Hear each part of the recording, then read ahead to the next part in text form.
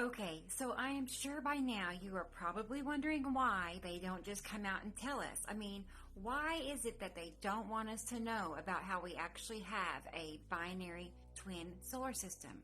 I am talking about there being another set of planets and another sun that travel on its own elliptical course, and every 3,600 or so years, this other solar system crosses paths with our solar system. So you remember me telling you about Samuel Hofman, right? He is the person that actually made this dramatic discovery that we actually have this binary twin solar system. So let's take a moment and explain exactly how that happened. So back when Samuel was a child, it was discovered early on that he actually had a prodigy level IQ. And for that very reason alone, it's no surprise that later in life, Samuel would make such a significant discovery. So back in 1978, when Samuel was just 17 years old and still a junior in high school, he wrote a very significant paper. It was one of his term papers for that year, and it is something that would eventually change his entire life. So in this term paper that is now classified by the U.S. government, Samuel made two very remarkable claims.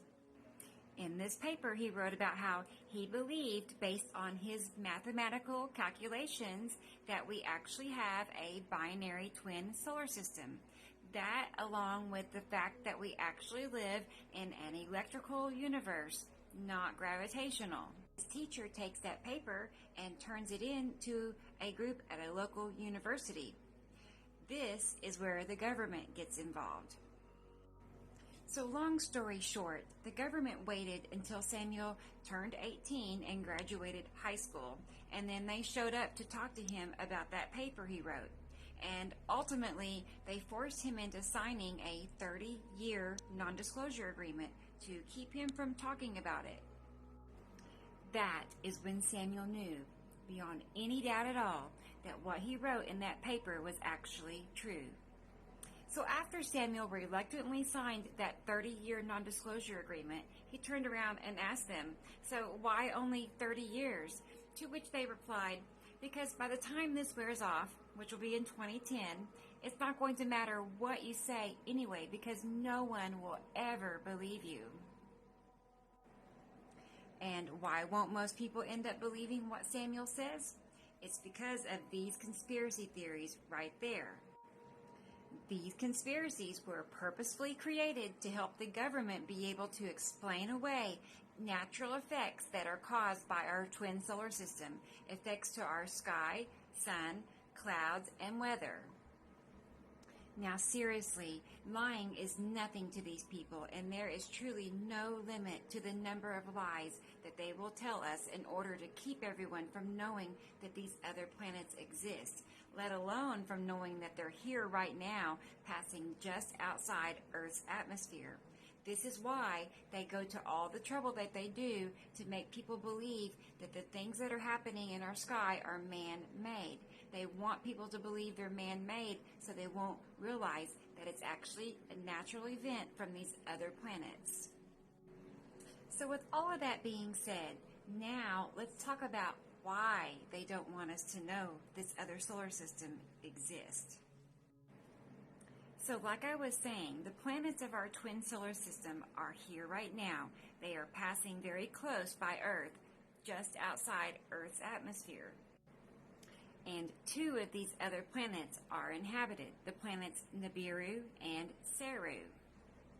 So you see, to the higher races that live on the planets Nibiru and Saru, to them, Earth is considered a factory planet. And to the beings on these other planets, humans were purposefully created to be workers. We are considered self-replicating biotools. And we were created to work on factory Earth, where ultimately everything that we do goes towards providing goods and commodities, things like gold and other minerals, to these higher races on these other planets. Things that they need for their survival. So So there's absolutely no question that aliens are real, and overall our entire existence is pretty much a lie. And they have manipulated our world and our thinking since day one. They lie to better control us. And the more brainwashed people are, the more easily they can be controlled.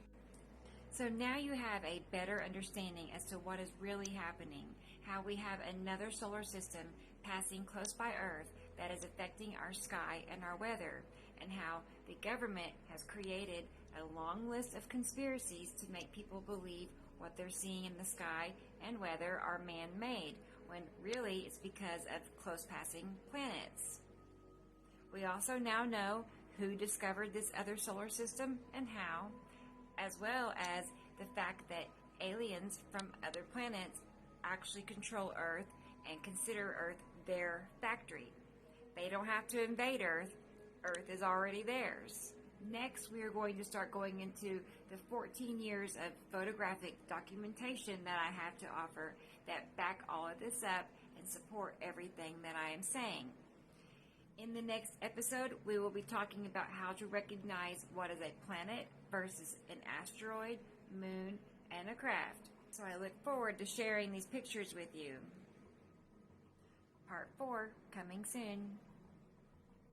So P.S. I have one important clarification I need to make.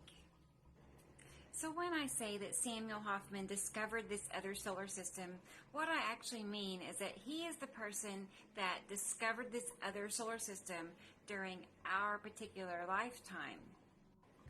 So we may not know who actually discovered this other solar system, but we do know that it passes by Earth approximately every 3,600 years, which means that there have been many, many previous civilizations before us that were also aware of these other planets, and they left behind artifacts to show us the things that they saw.